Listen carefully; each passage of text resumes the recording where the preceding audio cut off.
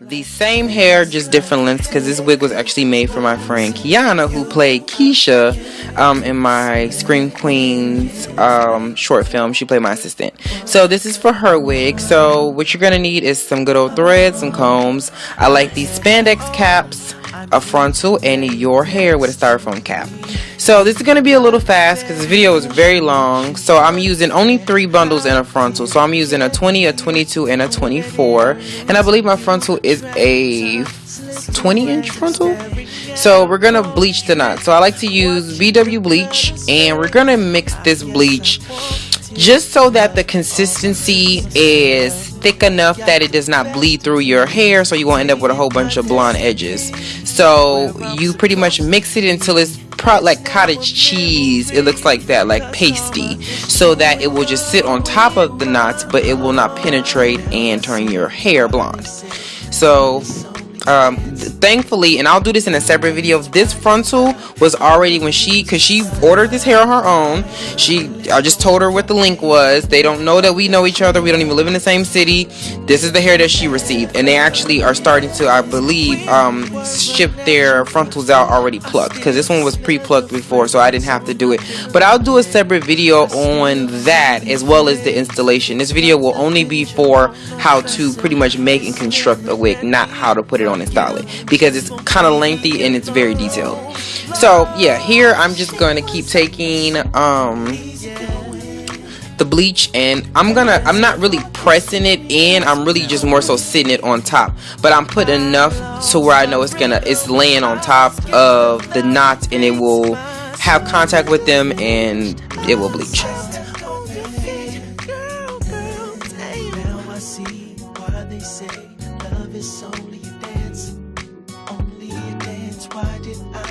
Depending on how meticulous you are, I personally like to bleach most of the lace in the front as well, because you're gonna cut it off too, but I don't want to like stop at a certain point, because when you do bleach it, it does change your lace color from whatever color it was, whether it be a light brown or a transparent. It's gonna change it to more of a nicer color, well, more fleshy color rather. 40 minutes is what I usually do, because I find 30 minutes is just not long enough and it doesn't really pull for me.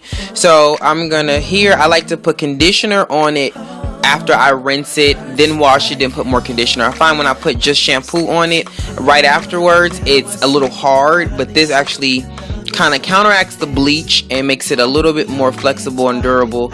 And the little hairs, the baby hairs that I did bleach, aren't so wiry. They seem like they're softer when all is said and done. So that's what I'm doing here. And you can use any shampoo of your choice. Just make sure it is not just really hella cheap, because it will definitely tangle your hair.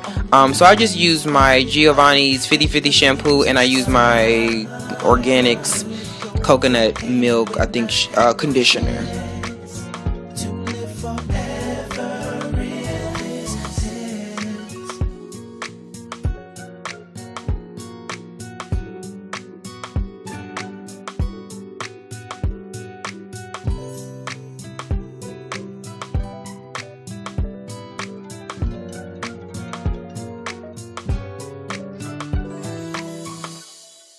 So this is what it looks like, excuse me, afterwards. Has a very nice natural looking hairline to it. So these caps, I like to fold the cap up underneath itself. If you guys are having a hard time following this because it's so fast, just slow it down in the annotation menu. So I pin both sides down like such, and I use it pretty much, I pull it to where it's over my hairline, the hairline of it, not the baby hair, but the actual hairline of the frontal meets the cap. So we're gonna just, go ahead and section that off. So threading, it depends on how you do it. This is how I do mine. I take one piece, I pull it through, we make 2 pieces, and then we cut the ends and we knot it at the end. This is just going to ensure that you have some reinforcement, and that one little stitch, or that one little piece of thread rather, is not the only thing keeping your tracks from falling off your cap. This is definitely going to keep things nice and snug and very, very, very, very, very tight. So I like to knot the ends and cut the little piece off, and we're ready to sew. So what I like to do is I go ahead and cut this. All frontals don't come like this. Sometimes they'll come without the lace on the side. So it just depends on you. I like to leave a little bit of lace. It gives me a little seam allowance when I'm sewing, so that I'm not sewing directly into my frontal and it's not so tight that it starts to pull and rip. So I like to leave a little bit of the lace on it, and also I hide that lace when I start to put my tracks too, so you don't see it when all is said and done. The little bit of blonde you see around the edges can be plucked out, but you really don't see it when all is said and done. So I do the loop and pull method. Sometimes you're gonna get, like how I got here, a little stuck and it's not going to want to pull through. It's going to want to knot on you. I'm using nylon thread, by the way, because I know someone's going to ask. I don't like cotton because it gets really tangled. So I like to use nylon. So I sew one side down and then I do the very same on the other side. The reason why I like these caps is because they stretch, so they fit anybody's head. So I don't have to necessarily worry about trying to make it fit for one specific head. I could wear this wig, my sisters could wear this wig, you could wear this, you know what I'm saying? It's just kind of versatile for everybody, because we're going to cut the middle out when we're done. So here I'm just going to do the loop and pull, and I'm going to get a little more in-depth about how I'm sewing this once we get towards the tracks, because this is super close together. It's hard to explain, but here I'm going to just explain when I get to the back exactly what I'm doing to ensure that your tracks don't buckle and they don't move or they don't show.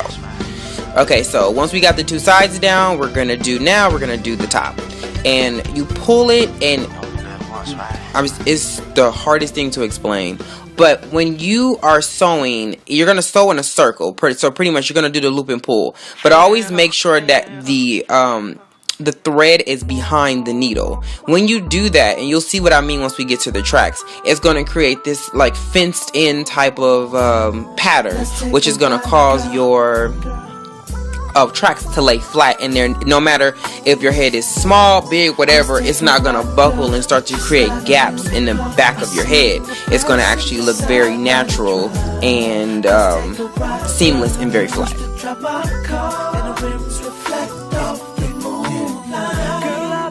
This is a very tedious thing. This is why, and then this was very hard for me to do because I'm so used to doing this not on camera.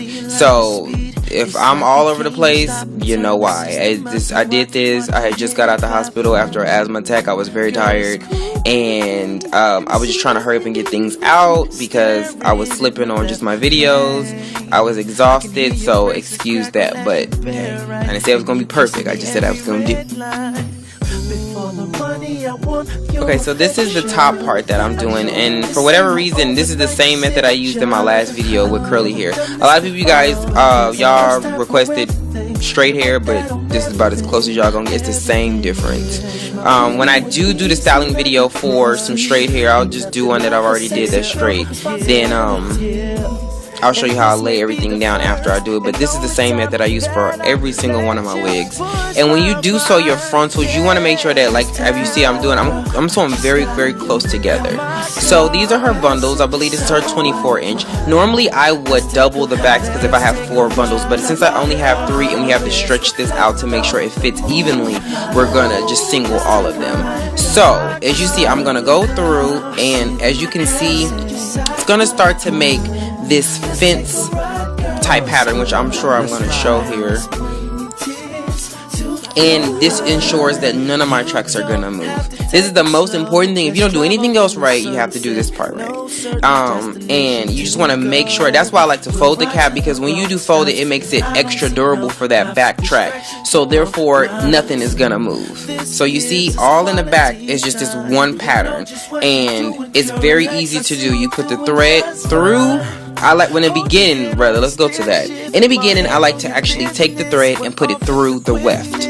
Then I like to make a knot, and then I start to sew. So I'll make through the weft, do a knot, and then I'll go through the cap, make a knot.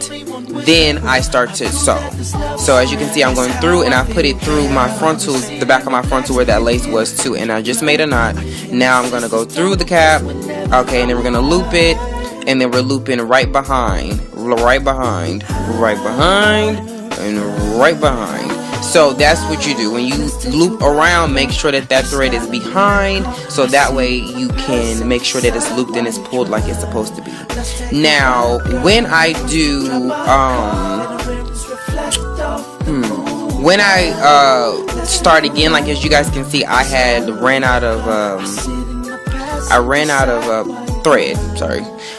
What I did was I went ahead and started a new one. When I do start a new track, I put it through, like I did in the beginning, I put it through the weft and then I start looping again. If you don't, it's a possibility that because those two pieces of thread are not connected from one end to the other, you can end up with a loose track. So to avoid that, put it through the weft and then go forward. Okay, so here we go. We're gonna go through, then we're gonna make a knot. Now we can start looping. So therefore your anchor is very, very, very tight. And then you just go ahead and you can make this closer if you want to. I like to do them pretty spaced out because I find it takes just so much longer for no reason, and I'm using twice as much thread than I would want to. So you see here, so I'm just gonna look through the back, and then you go ahead, I put it behind and you pull it. So pull it behind, and this is going to take a little practice for those who are not, if you're not well versed in sewing or wigs or anything, this is going to probably take you a couple of tries to get. So, but you see, as I'm pulling it, none of my tracks are moving. So we're going to pull it through. We're going to pull it through. And once you get to the end, once I get to the end, I like to put it through the weft again, wrap it around, pull it, hold it, and then boom. That knot is going to stay at the end. I can cut that off, and then I can cut my track. Usually I'll cut the track first, then I'll go ahead and lock it down. So that's pretty much what you're going to repeat for this. The pattern that I like to do is just from one side to the other. Some people like to do up and down. It just depends on what type of person you are and what you like to do. Me personally, I like to just go from one side to the other side because I know my hair is going to be even. So yeah, you just keep going, and I like to put my tracks right on top of each other with a little bit of space. So as I'm sewing, I'm moving up every so slightly every time I put another track. So again, here at the end is something that is tedious. This particular track was the last one of that 24 bundle, and because she only had 3 bundles, I couldn't just take, they're not like all 24, so I couldn't take this extra piece and use it at the top. I had to use it in the back, so I put it in the middle and evened it out to make sure that it was placed directly in the middle. I went ahead and tied the knot, cut it, then I went through the weft again through the cap, and then I started sewing again. So that way I can make sure that everything is nice and tight. So if she decides she wants to do a backflip in her damn wig, she can. This hair is from Amazing Hair. This was the hair in the beginning of this video that I had, and I still have. And yeah, the hair is cool. It's not the greatest hair ever, but it definitely isn't bad in my opinion. You know what I'm saying? It's very satisfactory for the price that they're giving it to you for. And it had a frontal that was already plucked, which and very well plucked, might I add. So this is, I wanted to continue to show this because a lot of people said in my last review they wanted to see me do the entire wig because I cut some stuff out for time reasons, but okay, this is what y'all wanted, sure. So again, here I'm just doing the same method, and it's very tedious. It takes for freaking ever, but to ensure that your hair lasts and it's nice and it's neat, you have to just kind of take out the time to do so. And this is why it took me so long to do this, because it does take a long time to do, and it's very difficult to do this in front of a camera, in front of a light, you know. And usually I'm just watching TV, sitting down doing it in my lap. I don't have to worry about having it on the counter in front of, make sure my hands are in view and the, you know, the angle is right and that whole thing.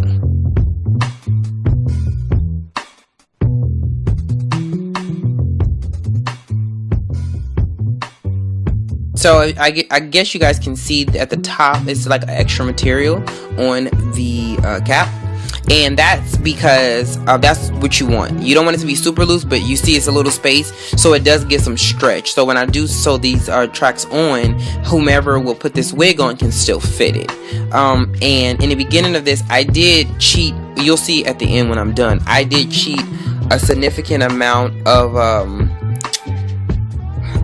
the frontal forward so that when I pull it back, it will fit my head or whomever's head, and it covers their hairline. If you put it like a closure, where when you have a closure, I usually put it right on where the cap stops and I sew it down because it's not gonna move. But for this, you want it to be a little more forward so that you can have the flexibility to pull it back. Because if it's just pulling, because all your tracks are in the back, remember that. So your unit is going to be a little more weighed down in the back than it would be with a closure, because you're putting your closure tracks on the side as well. So it's going to balance it out. This is all the tracks in the back, the frontal's in the front. So remember, keep that in mind. So to have a balance and your hair is not pulling, even if you put an elastic band in it, you still want the person to be able to pull it and adjust it to whatever their hairline may be, because all of our hairlines are very different.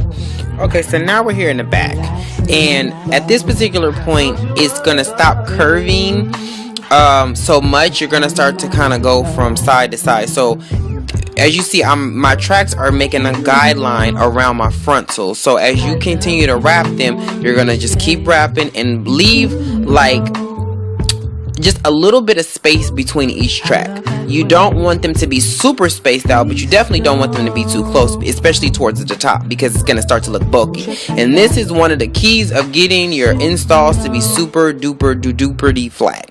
If you make sure that when you're sewing them very close together like this, I'm gonna get much closer here than I was in the back, because here you want to make sure that curvature of the top of your head will cause your tracks to be bulky and show if you don't make sure it's really close. So that's why here, because it's, I mean, to me, because it's less hair, it's it gives you the opportunity to, I mean, yeah, since the tracks are shorter, rather, I don't have to, it's not like I'm doing the whole back part of my head. It's just this top piece. So I really don't mind making them shorter. You can do what you want, but for me personally, yeah. So here, and then here at the top, I'd like to double knot just to be on the safe side, so no tracks are showing, no ends are hanging off or anything. There's nothing worse than seeing somebody and you can see all their tracks. It's just tacky and it's nasty and it's no.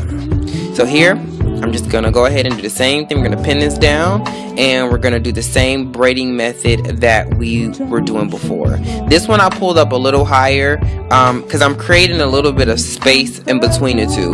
What you're seeing right now may seem like it's the top of my head, but in actuality it's the back of my head. Well, it's not the very back, but it's sort of the back, because the frontal that you're looking at is actually all the way on the face of the mannequin. So I'm gonna pull all this back, which you'll see in a second. So this is definitely a piece that you want to make sure, because it's still the top no matter what. So you want to still make sure that this is very flat and it does not move whatsoever. It needs to look like it is growing right out of your scalp, and it will not look like that if the top of your unit is very big and bulky and it does not lay right. Okay, and then we're gonna keep going, and we're gonna keep doing the same thing that we have been doing, which is we're gonna pull, cut, and sew. And this does, I mean, the more you practice with it and you find the things that work best for you, these are things that I personally do, but you can take some of these things as a general idea and make your own. That's what I've been able to do. If you don't know how to thread a needle, if you don't know how to sew tracks in and stuff like that, don't put in the video or the comments, it's too fast, I don't know what you're doing. This is for people who pretty much got a general idea of how to do it, but you need to understand placement of tracks, and you know, that's because I'm not about to be holding classes on how to make wigs, people. I did it once, you guys asked for it again with some different type of hair, and I did it, but I'm not gonna do this again. It's just time consuming, and it's very tedious to not only do but to edit as well.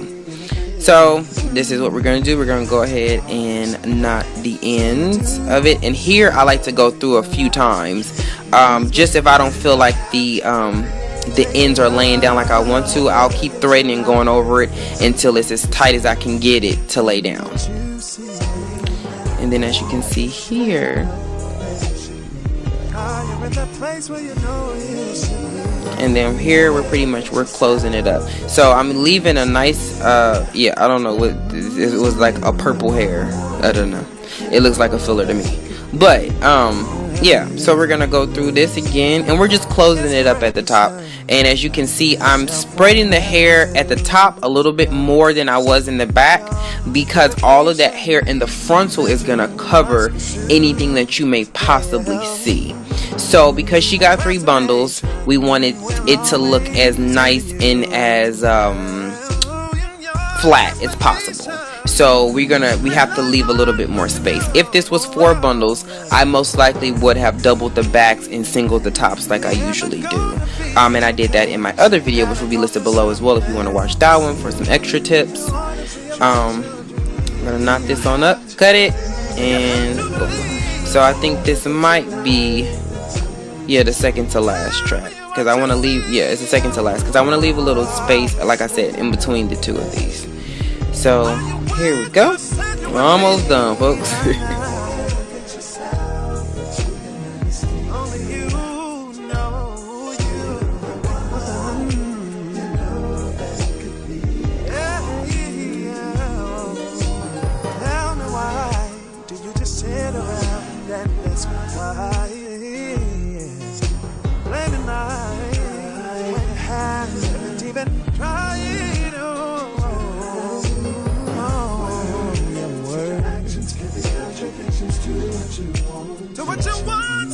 And when you start to get to the top where you're at the back of the frontal, start to sew the track at the corners of the tracks, start to sew those into the frontal. So when you start to scoop and go through the cap, go through the frontal too. It's gonna make everything much tighter and it's gonna stay together. So this is, I lied, this is the second to last track. So you'll see once I get to that very last one. And I only had like a little bit of hair that didn't go all the way, but I was able to actually cheat it, and you can't tell. So your track placement is very, very, very important, because if it is not, you're going to be able to tell. It's just gonna, your hair is just not going to hang right. It's going to look terrible. So as you can see, I'm going through the frontal. So we're going to cut this piece off.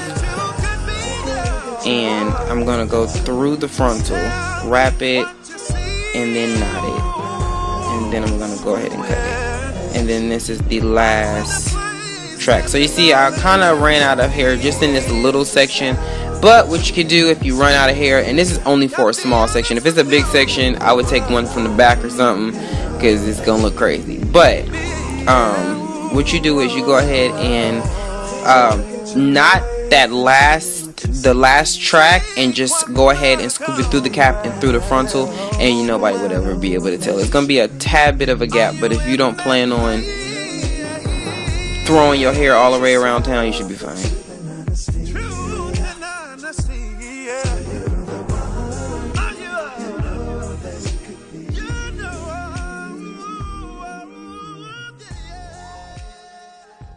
And as you can see here, I went ahead and knotted it down, and I knotted it twice because that was my last one, and cut. Alright, so now we're going to take all the pins and the clips and all that good stuff up. See how I'm pulling it back? So now you see where I was just sewing is in the very back, it's not at the top. So that makes, if that makes any sense. So we're going to dump all this out. I like to use styrofoam heads, because even though you get this little fallout at the end, sometimes the regular block heads, if you sew through it, sometimes your wig gets like sewn to the thing, and then you can't take it off. You have to like cut it out. So here I'm cutting the addition, this is the cap piece. So remember when I put the frontal on the cap and I pinned it down, all that fabric that was up underneath I cut out, because we don't need that.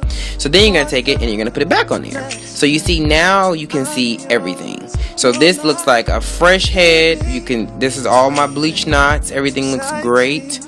It looks seamless. You can't tell. The hairline looks great. In a second I'll show you what it looks like actually on me. So this is the exact thing I did for that wig that was in the very front. Nothing is different from this one, aside from the fact that I plucked that one and I didn't pluck this one, and I actually like their job much better than mine. So boom, there you go. You can pull it up.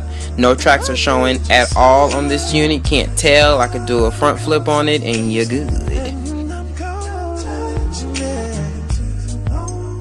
This hairline looks really, really, really good. So here comes, so this part. So a lot of people ask about the elastic band. This is super simple. If you can sew a hem, you can sew this.